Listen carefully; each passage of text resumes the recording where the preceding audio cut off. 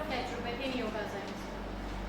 हम पिछले कुछ लेक्चर्स में पढ़ चुके हैं that how we approach to a patient and then we study about history taking, then we study about symptomatology, और अब जो हमारा टॉपिक चल रहा है दैट इज वाइटल साइंस। तो हमने जो कल पढ़ा था वो हमने पढ़ा था about body temperature, that we how examine body temperature और किस किस तरह से कहाँ से हमारी बॉडी में टेम्परेचर एग्जामिन किया जाता है, प्लस उसके हमने कुछ डिवाइस नॉलेज भी लिया था। तो आज हम बढ़ते हैं सेकंड पार्ट की तरफ जो कि है पल्स रेट। तो हम जनरली जानते हैं कि पल्स रेट होती क्या है। पल्स रेट होती है is the measurement of heart rate, जितनी बार हमारा हार्ट पर मिनट, जितनी बार हमारा हार्ट बीट करेगा, that is called pulse rate. Okay, इसका मतलब इसमें ये नहीं आ जाता, इसमें हार्ट रेट हमें पता लगती है बट इसके अंदर हमें ब्लड प्रेशर नहीं पता लगता है।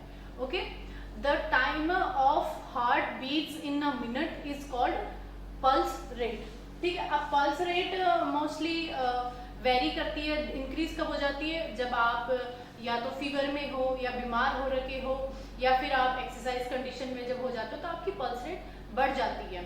ओके, वैसे ही जैसे कुछ एथलीट्स होते हैं जिसमें जैसे रनर्स होते हैं, उनकी बहुत ज़्यादा कार्डियोवैस्कुलर एक्टिविटीज़ होती हैं, ठीक है, उस वजह से उनका जो पल्स रेट होता है वो 40 भी आता है, बट उनको कोई भी हार्ट इश्यू या फिर कोई हार्ट प्रॉब्लम नहीं होती है।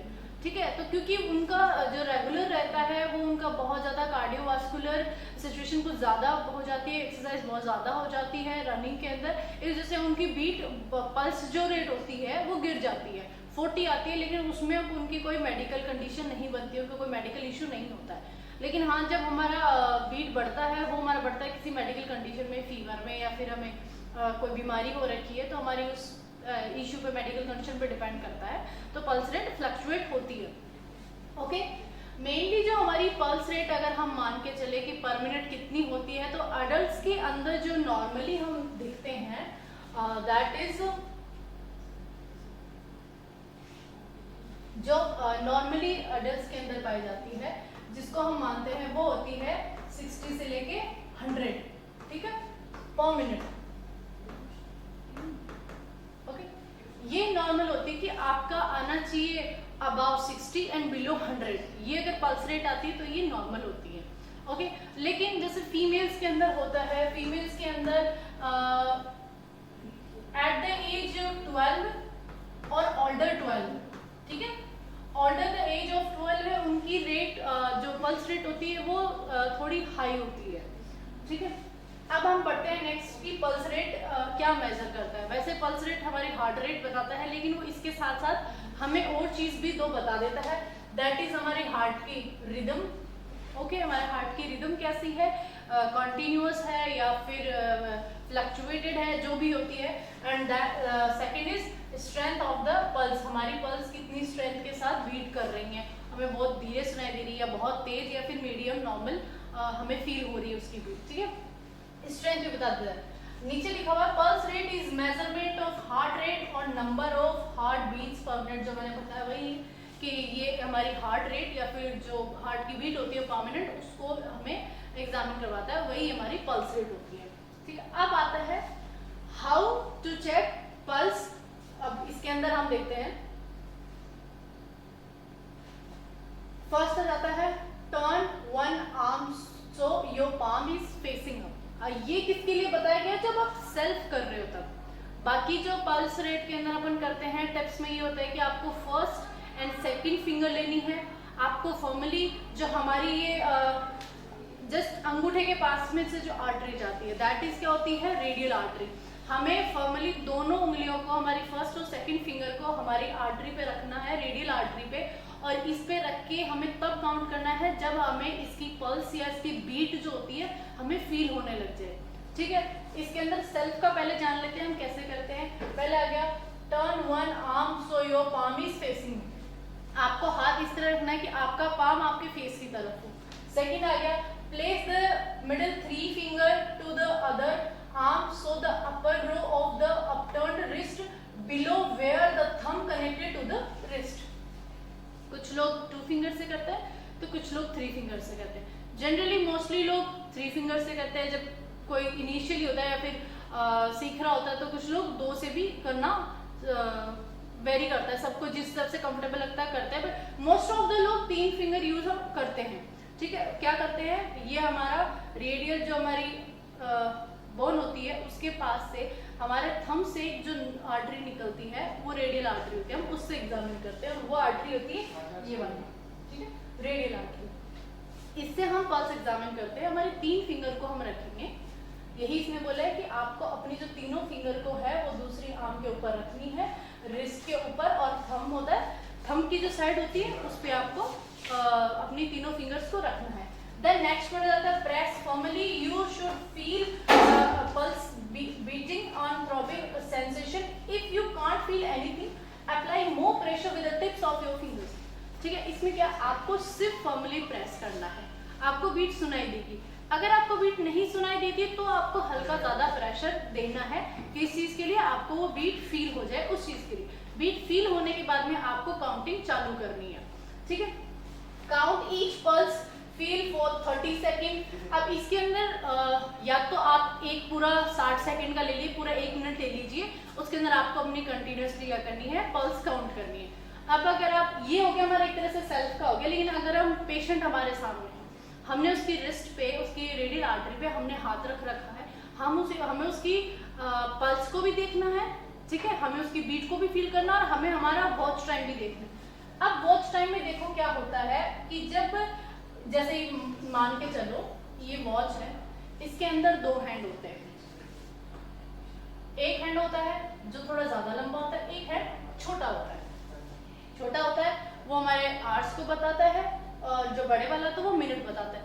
तो जब सेकंड हैंड, जिसको मिनट वाला बोलते हैं, जब सेकंड हैंड का हो 12 पे हो, यानी ये वॉच है, यहाँ 12 होते हैं, तो इसके यहाँ पे हो, छोटा वाला कहीं पे भी हो सकता है। लेकिन अगर आपका जो सेकंड हैंड है, या फिर जिसको हम बोलते हैं कि जो मिनट क्लॉक है, वो 12 पे होती है, तब हमें शुरू करना होता है, हमें बीच में से शुरू नहीं करना चाहिए। जब हमारी घड़ी का जो मिनट क्लॉक होता है, जब वो 12 पे आ जाए तो हमें शुरू करना है। आप इसे क्या कर सकते हैं, या तो आप इसे पूरा 60 सेकेंड का राउंड लो, जिसके अंदर आपको अगर अपनी घड़ी कंटिन्यूसली देखनी है, लेकिन आपको फोकस पेशेंट की पल्स पे रखना है कि वो कितनी बार बीट कर रही है, उसको आपको काउंट करना है। अगर आपको इसमें डिफिकल्टी होती है तो आप ये कर सकते हैं कि आप 30 सेकेंड के लिए काउंट कर लीजिए एंड देन मल्टीप्लाई बाय 2, ये कर लीजिए। अगर आपको और थोड़ा शॉर्ट, जैसे आप पेशेंट ज्यादा होते हैं या फिर आप प्रैक्टिस में नहीं है, आपको अच्छे से सीखना है, तो आप क्या करें, 15 सेकेंड के लिए इसको काउंट कर लें। 15 सेकेंड में जितनी भी आपको बीट सुनाई देती है इंटू 4, ठीक है, इससे आपको आपकी एग्जैक्ट पल्स मिल जाएगी। अब अगर सपोज मान के चलो, अगर अपन मान के चले कि एक जो पेशेंट है उसकी जनरली, अगर अपन मान के चलते हैं कि एक 15 सेकेंड के अंदर अपन को उसकी बीट सुनाई देती है 20 के समथिंग, 20 इंटू 4 कितना हो गया, 80 पल्स रेट पर मिनट, ठीक है, जो कि किसमें आती है, नॉर्मल आती है। तो इस तरह हमें हमारी पल्स रेट मिल जाएगी। अब इस तरह हमारा चेक हो गया। अब हम ये जान रहे हैं, ये पल्स रेट हमारा निकालने आ गया, हमें रेडियल आर्टरी मेनली जो हम करते हैं वो ज्यादातर हम रेडियल आर्टरी यूज करते हैं। अब मैं बताती हूँ आपको हमारी बॉडी में कौन कौन से पार्ट है जहाँ से हम पल्स चेक कर सकते हैं, ठीक है। अब ये कुछ प्लेसेस है जहाँ से हम पल्स चेक करते हैं। कैरोटॉइड होती है जो हमारे गले के पास से आर्टरी जाती है, कैरोटॉइड आर्टरी, वहां से भी हम पल्स चेक कर सकते हैं। सेकेंड आ गया ब्रेकियल जो हमारे यहाँ पे जाती है। थर्ड आ गया रेडियल जो हमारी रेडियल आर्टरी होती है, जो हमारे थंब के पास में होती है। अल्नर से भी हम कर सकते हैं, लेकिन अल्नर बहुत कम बीट फील कराती है, इसलिए उसको इतना प्रेफर करते नहीं है, ठीक है। पॉपिजियल आ गई जो कि हमारे कहाँ होती है, घुटने के जस्ट पीछे की साइड, ठीक है। पॉपिजियल जो आर्टरी जाती है उससे हम यहाँ से भी चेक करते हैं। एक हो गया डॉर्सल पेडिस और एक हो गया टिबियल। ये कुछ होते हैं जहाँ से अपन पल्स चेक करते हैं। इसके अलावा एक और होती है दैट इज फीमोरल आर्टरी, जो कि हमारी थाइज में, थाइज के पास से जो जाती है ना आर्टरी, उससे हम क्या करते हैं, वहां से भी हम पल्स रेट चेक करते हैं, ठीक है। आगे ये कैरोटिड आर्टरी आती है, यहाँ से ब्रेकियल आर्टरी आती है, यहाँ से रेडियल आर्टरी आती है, फीमोरल आर्टरी आती है, popliteal, tibial artery and pedis artery. ये जितनी भी आर्टरीज होती हैं 6 हैं, 3, 6, 7, इन 7 में से मोस्टली जो यूज की जाती है, एक ये है, ठीक है। एक ब्रेकियल है जो हम मोस्टली बीपी लेते टाइम काम लेते हैं। रेडियल आर्टरी मोस्टली अगर हमें सिर्फ पल्स चेक करनी हो तो हम रेडियल आर्टरी का यूज लेते हैं। फ्यूमोरल हम कब लेते हैं, जब हमारे पास किसी पेशेंट का सर्वाइकल कोई इश्यू है या फिर हमें उसका फील ही नहीं हो रहा है तो हम फ्यूमोरल आर्टरी का भी यूज करते हैं। पॉपिडियल भी यूज करते हैं और एक लास्ट इन दोनों के अंदर करते हैं सिर्फ टिबियल, ठीक है। इनके अंदर मैन कैरोटॉइड, ब्रेकियल, रेडियल और टिबियल, ये मेन चार होती है जो आपको एक डॉक्टर प्रेफर करता है स्टार्टिंग के अंदर चेक करने के लिए। अगर आपको इनमें बीट में सुनाई नहीं देती है then we go to the other arteries and other for pulse rate, ठीक है।